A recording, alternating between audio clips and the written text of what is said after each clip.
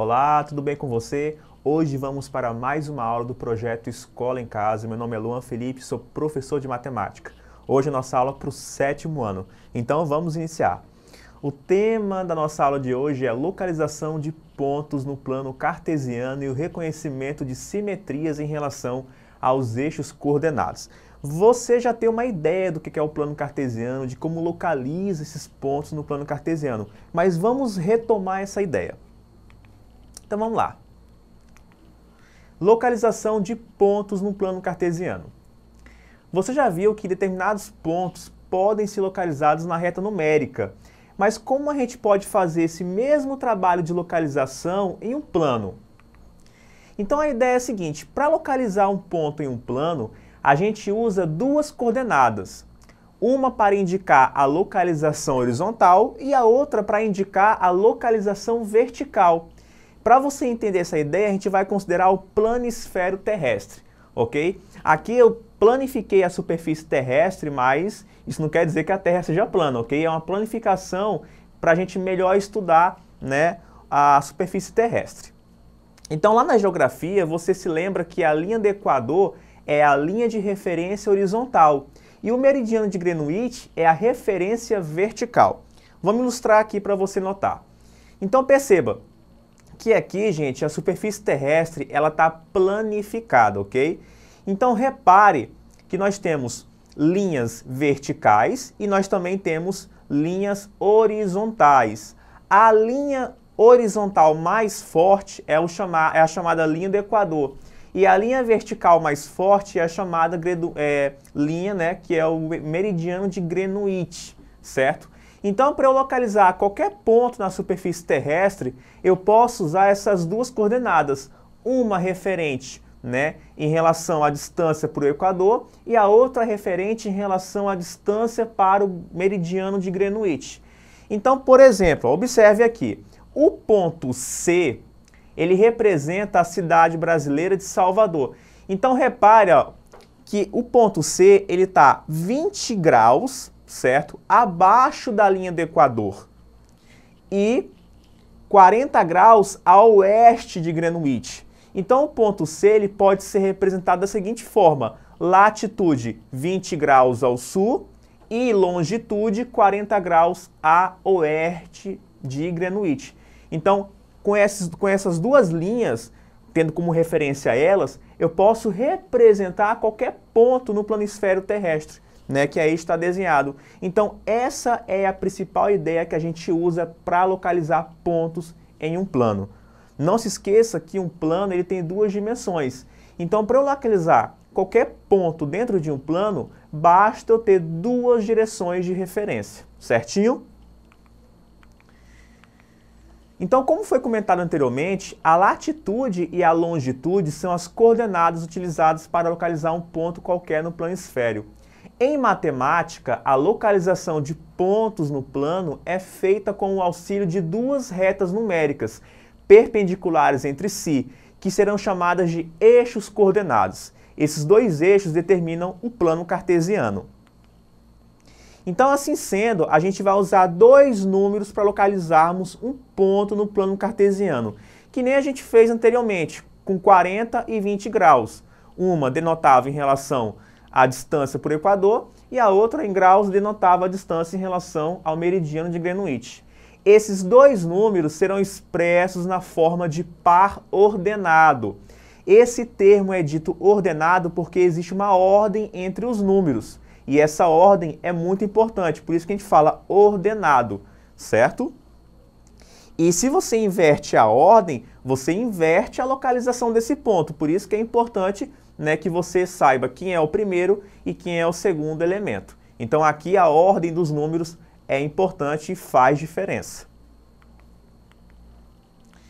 Então aqui nós temos um exemplo do plano cartesiano, o plano que a gente usa, né, na matemática para localizar pontos. Então repare que você tem duas retas, uma nomeada com X e a outra nomeada com Y, certo? Então repare que, por exemplo, à direita do Y, né, as coordenadas X são positivas. À esquerda do Y, as coordenadas de X são negativas. Acima do eixo x, as coordenadas y são positivas e abaixo do eixo x, as coordenadas de y são negativas. Então, para representar um ponto qualquer nesse plano, basta eu ter uma referência em relação à projeção desse ponto no eixo x e a projeção desse ponto no eixo y, ok? Então, para localizar um ponto qualquer, basta eu ter essa ideia. Eu vou ver qual é a projeção, né? Qual é a projeção desse ponto em relação ao eixo x e qual é a sua projeção em relação ao eixo y. Então, por exemplo, você pega aqui o ponto B, né? Um ponto qualquer aqui do plano. Para eu saber qual é a coordenada x dele, eu pego uma reta que seja paralela ao eixo y e passe por B, né? E eu vou saber aonde que ela está interceptando, ó, o eixo x. Ela intercepta o eixo x na coordenada 2. Isso quer dizer que a primeira coordenada de B é o número 2. Agora eu pego uma reta que seja paralela ao eixo x, né? E vou buscar, que passando pelo ponto B também, e vou buscar saber aonde ela intercepta o eixo y. Ela intercepta no ponto y igual a 3. Isso quer dizer que as coordenadas do ponto B é 2 e 3. Note que a projeção de B no eixo x se dá à direita do eixo y, então a coordenada B, a coordenada x vai ser positiva, né? E a projeção no eixo y do ponto B se dá acima do eixo x. Então a coordenada y de B é um número positivo. Agora, se eu quisesse representar, por exemplo, o ponto P, sendo que o ponto P tem coordenada x igual a menos 2 e coordenada y igual a 3. Bom, se a coordenada x, que é a primeira, é negativa, isso quer dizer que esse ponto ele vai estar à esquerda do eixo y, certo? Então eu venho aqui, ó, no menos 2. E a coordenada positiva, né, do eixo y é 3, do ponto P. Então, se é 3, ela está para cima do eixo x. Então, 1, 2, 3. Então, aqui vai estar o ponto P, certo? De coordenadas menos 2 e 3. Se atente ao fato de que o primeiro número denota a coordenada x e o segundo número denota a coordenada y. Isso quer dizer que o ponto P, né, é esse pontinho aqui marcado. Então, assim que a gente faz para localizar pontos no plano cartesiano. Então, dessa forma, qualquer ponto do plano cartesiano pode ser localizado na forma xy, em que x representa a medida da distância horizontal do ponto à origem, ou seja, a projeção desse ponto no eixo x, e o y representa a medida da distância vertical do ponto à origem, ou seja, a projeção desse ponto em relação ao eixo y.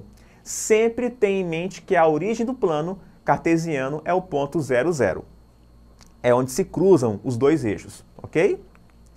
Então, é importante aqui, ó, os pontos que estão localizados sobre o eixo x são identificados na forma x0, porque a coordenada y é 0, né, e a primeira coordenada é x. Já os pontos que estão sobre o eixo y são identificados na forma 0y, já que a coordenada x é 0, né, e tem-se uma altura h, seja para cima ou seja para baixo em relação ao eixo x. O valor da coordenada x é chamada de abscissa e o valor da coordenada y de ordenada.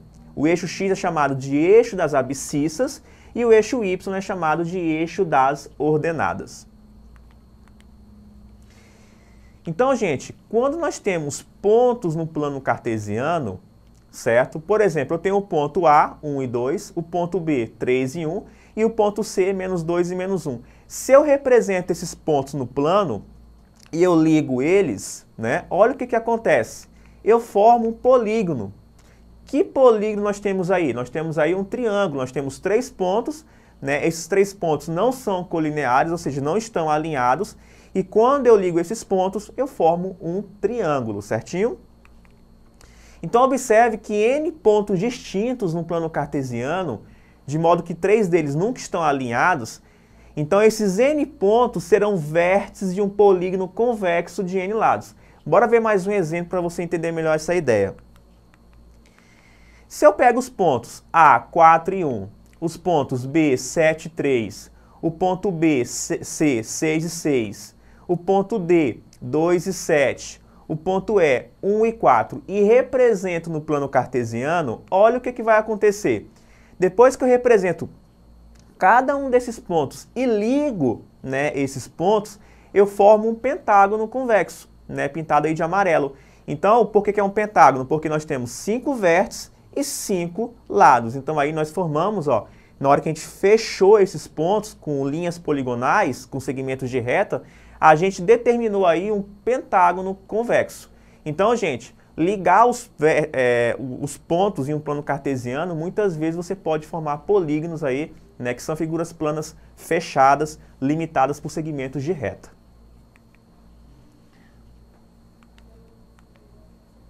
Agora a gente vai ver um pouquinho sobre as simetrias em relação aos eixos coordenados.